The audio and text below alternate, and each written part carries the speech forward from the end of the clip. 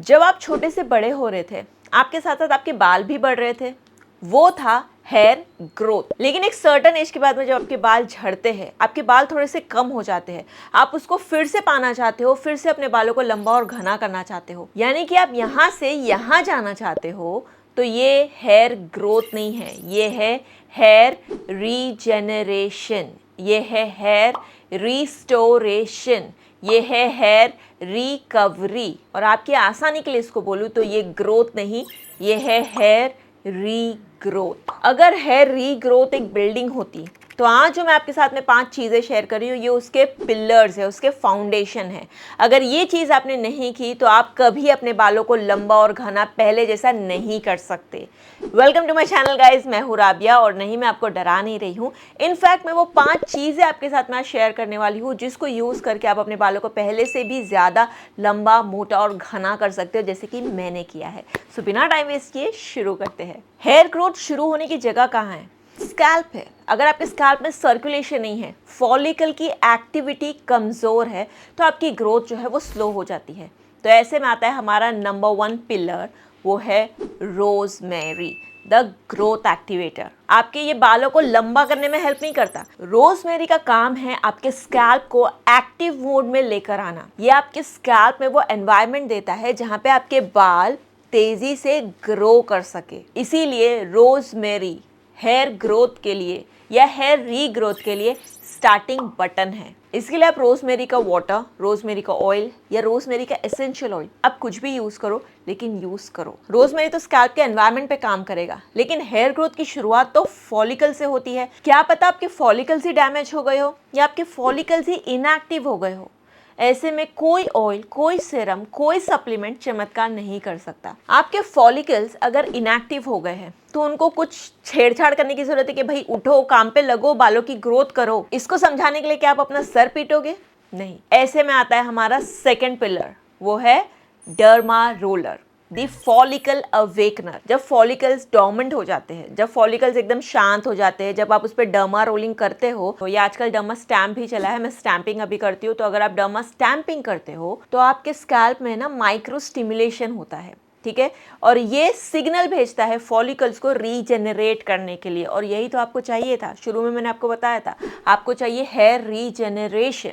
तो follicle regeneration होगा तभी तो हेयर रीजेनरेशन होगा, और वो करता है आपका डर्मा रोलर। तो हफ्ते या 10 दिन में एक बार 0.5 mm का डर्मा रोलर यूज करना कंपलसरी है, अगर आपकी हालत कुछ इस तरह से हो गई है और आप अपने बालों को फिर से रीग्रो करना चाहते हो, ठीक है। इसके लिए पहले आप अपने बालों में ऑयल अप्लाई करेंगे, फिर डर्मा रोलिंग करेंगे, उसके बाद में फिर से आप थोड़ा सा ऑयल अप्लाई करेंगे, और ये ऑयल में रोजमेरी एसेंशियल ऑयल का होना कंपलसरी है। इन दोनों के ही कॉम्बिनेशन से कैसे आपके बालों की ग्रोथ होती है, आप वो खुद देख के हैरान हो जाओगे। ग्रोथ सिर्फ नए बाल उगाने का नाम नहीं है। आपकी जड़ें आपके बालों को पकड़ कर रखे मजबूती से, वो भी जरूरी है। तो आता है हमारा तीसरा पिलर, वो है अनियन जूस, द रूट स्ट्रेंथनर। इसका फोकस ग्रोथ के साथ साथ रिटेंशन पे भी है, कि बाल ग्रो भी करे और मैं उसको पकड़ के भी रखूं। अगर आपकी जड़ें मजबूत होगी तो आपके बाल गिरना कम होते हैं और आपके बालों की ग्रोथ होते रहने के चांसेस ज्यादा हो जाते हैं। इसीलिए सिर्फ बाल को उगाना काफी नहीं है, उन्हें पकड़ के रखना भी जरूरी है। और अनियन जूस में जो सल्फर कंपाउंड्स होता है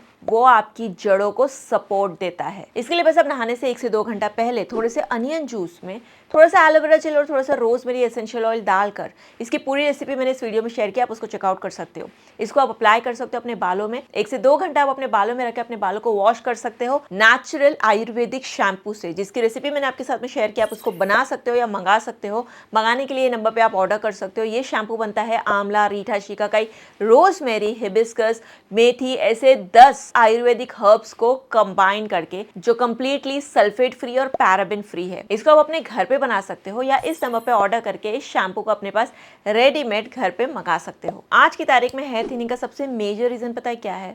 DHT, ये पैदा होता है एक हार्मोन की वजह से जिसका नाम है टेस्टोस्टेरोन। टेस्टोस्टेरोन मेल्स में बहुत ज्यादा होता है, इसीलिए डीएचटी भी ज्यादा हो जाता है। डीएचटी आपके फॉलिकल्स को ना छोटा करते जाता है, मिनिएचराइजेशन कहते हैं इसे, फॉलिकल मिनिएचराइजेशन। इतना छोटा हो जाता है कि वो डेड हो जाता है, वो गायब हो जाता है और आपका जो सर है वो इस तरीके से गंजा हो जाता है और एकदम चिकना हो जाता है। तो ये होता है डीएचटी के वजह से। इसीलिए मेल्स में बहुत आम होता है मेल पैटर्न बॉल्डनेस, जिसको हम एलोपेशिया, एंड्रोजेनिक एलोपेशिया कहते हैं।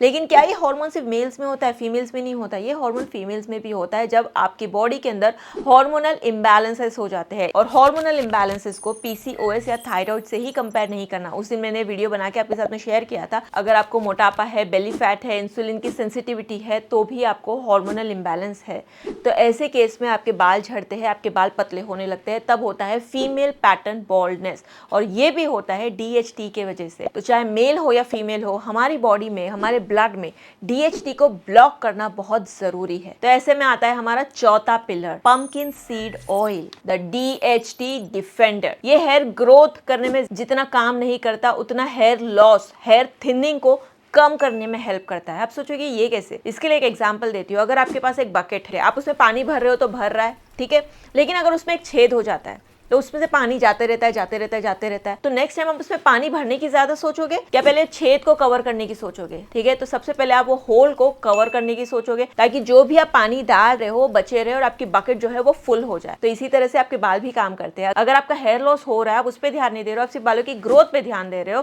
तो लास्ट में आपके पास फिर से कुछ नहीं बचने वाला है। आपकी जो बकेट है वो खाली हो ही जाएगी, आपका सर खाली ही रहेगा, आपका सर कभी फुल होने नहीं वाला।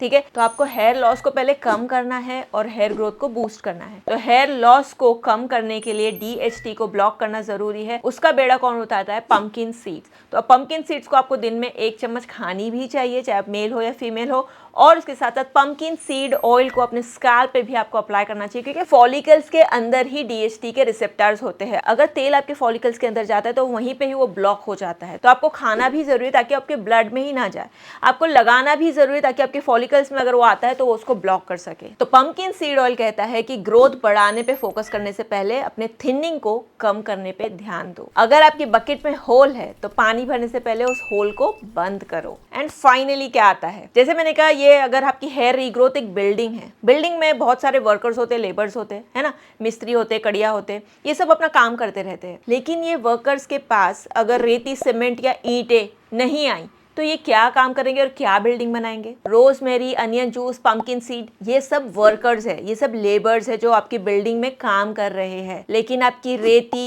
ईंट, सीमेंट है आपका प्रोटीन। प्रोटीन वो मटेरियल है जिससे आपकी बॉडी हेयर के फाइबर्स बनाती है। और अगर आप प्रोटीन का इंटेक कम करते हो या प्रॉपर मात्रा में नहीं लेते हो आपकी बॉडी में प्रोटीन, तो क्या होगा? बॉडी सर्वाइवल पे जीती है। उसके लिए जिंदा रहना, सांस लेना, आपके ऑर्गन्स का सही से फंक्शन करना, वो बहुत ज्यादा जरूरी है। तो सारी जब चीजें आती है आपके बॉडी में तो वो ये सब फंक्शंस को पहले अलोकेट करती है। हेयर उसके लिए सबसे आखिरी में आता है। तो अगर आपने प्रोटीन की क्वांटिटी को कम कर दिया तो आपके इंटरनल ऑर्गन्स ये सब फंक्शन अच्छे से करेंगे, लेकिन आपके बालों को वो प्रोटीन नहीं मिलेगा तो आपके बाल जो है वो बनेंगे नहीं या तो झड़ते रहेंगे। बहुत लोग सप्लीमेंट्स और सीरम पे फोकस करते हैं, लेकिन जो बिल्डिंग मटेरियल है उसी को ही भूल जाते हैं। याद रखो, रोजमेरी और अनियन जूस बिल्डिंग के वर्कर्स है, लेकिन प्रोटीन उसका कंस्ट्रक्शन मटेरियल है। तो अगर आप उसको वही नहीं दोगे तो आपकी बिल्डिंग कहाँ बनेगी?